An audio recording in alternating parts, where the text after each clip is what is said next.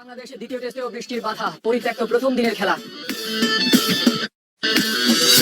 সাবজয়ী 4 যুবাকে নিয়ে ভুটান গেল ফুটবল দল, তারুণ্যে আস্থা রাখছেন কাবরেরা। নতুন মুলুকে চ্যাম্পিয়ন্স লিগ, অভিনব ড্র, বিশেষ সম্মাননা পেলেন ক্রিস্টিয়ানো রোনালদো।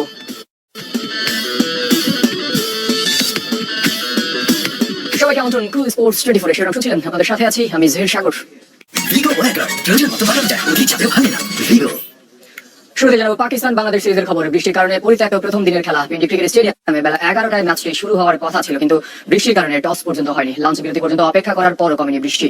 পরিস্থিতি বিবেচনায় প্রথম দিনের খেলা পরিত্যক্ত ঘোষণা করা হয়। একই কারণে গতকাল অনুশীলন করতে পারেনি টিম বাংলাদেশ ও পাকিস্তান। এই ম্যাচ জিতলে তো বটেই, ড্র করলেও সিরিজ হবে বাংলাদেশের, আর হারলেও সিরিজ হারানোর শঙ্কা নেই। প্রথম টেস্টে 10 উইকেটের জয় পায় টিম টাইগার্স। বিপরীতে নিজেদের মাঠে 3 বছর আর 9 টেস্টে জয় নেই পাকিস্তানের।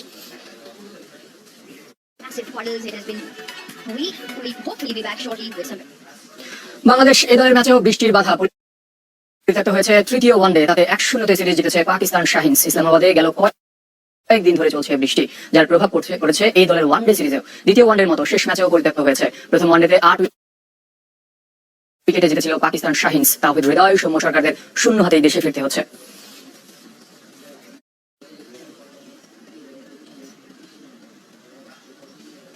শেখ হাসিনা ক্রিকেট স্টেডিয়ামের আন্তর্জাতিক টেন্ডার বাতিল করেছে বিসিবি। বৃহস্পতিবার বোর্ড সভার সিদ্ধান্ত নেওয়া হয়েছে। 27 ডিসেম্বর থেকে বিপিএল শুরুর তারিখও ঘোষণা করেছে নতুন বোর্ড সভাপতি ফারুক আহমেদ। 2023 ওয়ানডে বিশ্বকাপের তদন্ত রিপোর্ট প্রকাশ করার কথা জানিয়েছেন তিনি। আর পাকিস্তান সিরিজের পর হেড কোচ হাথুরু সিংহের ভবিষ্যৎ নির্ধারণ করবে ক্রিকেট বোর্ড। প্রায় 5 ঘন্টার ম্যারাথন সভা। সভাপতির দায়িত্ব নেবার পর একের পর এক চ্যালেঞ্জের মুখোমুখি হচ্ছেন ফারুক আহমেদ। সহযোগিতার জন্য বোর্ডের সব কর্তাদের একসাথে পাচ্ছেন তাও নয়, অর্ধেকেরও বেশি পরিচালক অনুপস্থিত। সবাই ছিলেন মাত্র 11 জন।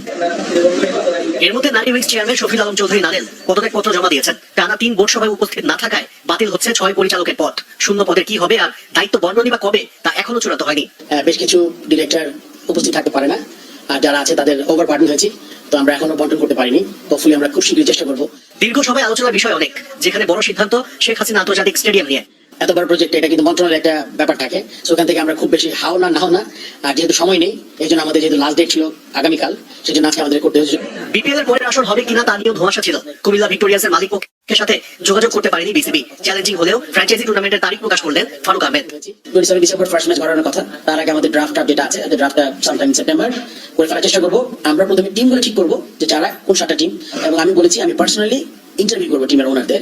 2023 বিশ্বকাপের তদন্ত রিপোর্ট নিয়ে কম জল ঘোলা হয়নি। কি ছিল সেই রিপোর্টে তা আজও অজানা। তবে নতুন বোর্ড সভাপতি নিশ্চয়তা দিলেন খুব শিগগিরই জনগণের কাছে প্রকাশ করা হবে। আকরাম খান লাস্ট তদন্ত কমিশনের সে কিন্তু মেম্বার ছিল, right? If I am not wrong. সে যখন এটা জনসমক্ষে দেখতে চায়, সো আমি তো তাহলে অবশ্যই দেখতে চাই এবং এটা দেখে আমি কাজ করতে চাই। হেড কোচ চন্ডিকা হাথুরু সিং এর বিষয়ে পাকিস্তান সিরিজ শেষে সিদ্ধান্ত নেবে বিসিবি। প্রধান নির্বাহী সহ বোর্ডের কারো বিরুদ্ধে আর্থিক অনিয়মের অভিযোগ প্রমাণ হলে দুদকের মাধ্যমে ব্যবস্থা নেবার হুঁশিয়ারি নতুন সভাপতি। যাতে সবাই ইভেন শেয়ার পায়। আশিক রুদ্র, চ্যানেল 24, ঢাকা।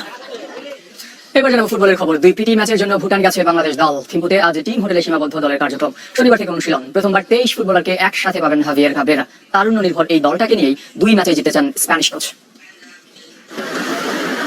নেপাল থেকে সাফল্য নিয়ে ফেরার পরদিন ভুটান মিশন মিরাজুল ইসলাম শাকিল আহাত্তপুর। প্রথমবার জাতীয় দলে অনূর্ধ্ব 20 সাবজয়ী 2 তরুণ। বিমানবন্দরে ফুটবলার কর্মকর্তা সবার শুভেচ্ছা সিক্ত মিরাজ তপুরা। চ্যাম্পিয়ন দলের আরো 2 ফুটবলার রাব্বি হোসেন রাহুল, চন্দন রায় ভুটান সফরে জামাল মুরসালিনদের সঙ্গী হয়েছেন।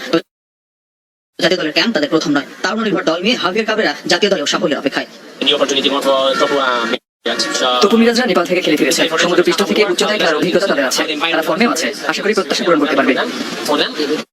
এরকম করে আসলে গ্রাজুয়ালি যদি 5-6 জন করে আস্তে আস্তে ঢুকতে থাকে টিমে, তাহলে কিন্তু পরে আমাদের পাইপলাইনটা ভালো হবে।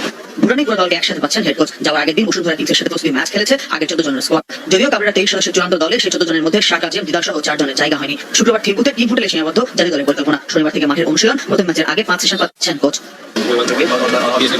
কন্ডিশন সহ কিছু চ্যালেঞ্জ আছে, তবে দলে যারা আছে তাদের উপর আস্থা রাখা যায়। আমি 2টি ম্যাচেই জয়ের প্রত্যাশা করছি। আমরা চাবো যে আমাদের র্যাঙ্কিংটা ভালো একটা অবস্থানে নিয়ে যাওয়ার জন্য আপনাকে জিততেই হবে। তো আমরা চাবো যে এই ওয়েদারটাকে চ্যালেঞ্জিং ডে আমরা যেন নিতে পারি। শেখ মুরসালিন, রাকিব হোসেন, ফাসেল আহমেদ ফাহিমদের সাথে তরুণ মিরাজ, তপু, রাব্বি, চন্দন প্রত্যাশার পারফরম্যান্সে বাংলাদেশের ফুটবল ফুটবলের মতো 36 ক্লাবের অংশগ্রহণে ফ্রান্সের মোনাকোতে হলো চ্যাম্পিয়ন্স লিগের অভিনব ড্র, যেখানে প্রথম পর্বে মুখোমুখি আগের আসরের ফাইনালিস্ট রিয়াল মাদ্রিদ ও বরুশিয়া ডর্টমুন্ড। আসলে জমজমাট করতে এবার ফর্মেটে এসেছে ব্যাপক পরিবর্তন। সম্মাননা দেওয়া হয়েছে জিয়ানলুইজি বুফন ও ক্রিস্টিয়ানো রোনালদোকে।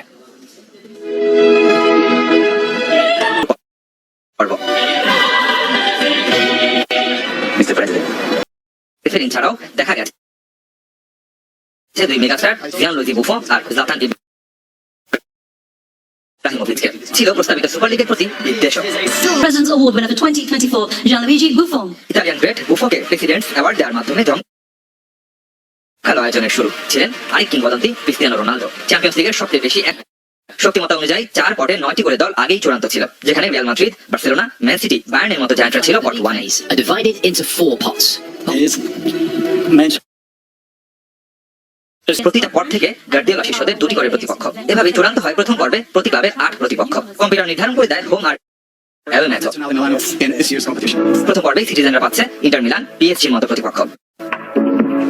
গেল আসরের ফাইনালের পুনরাবৃত্তি এবার প্রথম পর্বেই লড়বে রিয়াল মাদ্রিদ, বরুসিয়া ডর্টমুন্ড। এছাড়াও শুরুতেই লিভারপুলের সাথে দেখা হবে লস ব্লাঙ্কোদের।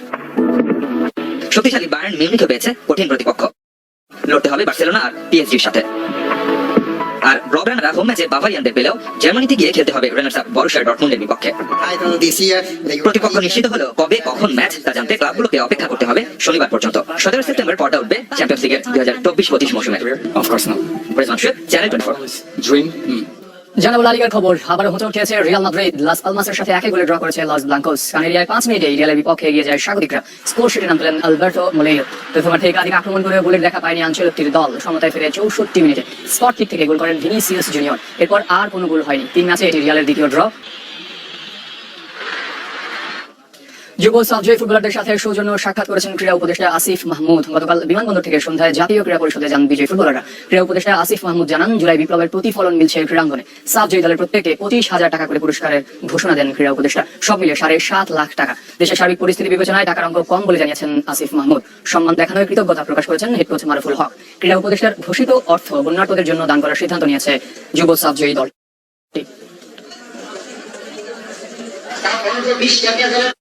প্রত্যেক সদস্যের জন্য যেহেতু জানেন দেশের বর্তমান অর্থনৈতিক পরিস্থিতি ভালো না, তারপরে আপনাদের জন্য প্রত্যেকের জন্য 25,000 টাকা করে অর্থ পুরস্কার দেওয়া হচ্ছে।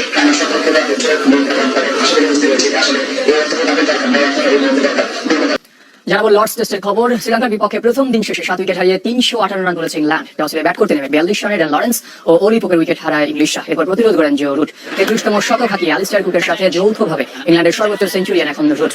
সঙ্গে লর্ডসে এই ব্যাটারের ষষ্ঠ সেঞ্চুরি এটি। 143 রান করে মিলান রত্নায়কের শিকার হয়ে ফেলেন তিনি। 74 রানে অপরাজিত ব্যাস অ্যাটকিনসন। 2টি করে উইকেট নিয়েছেন নাসিদা ফার্নান্দো, মিলান রত্নায়কে ও লাহিরু কুমার।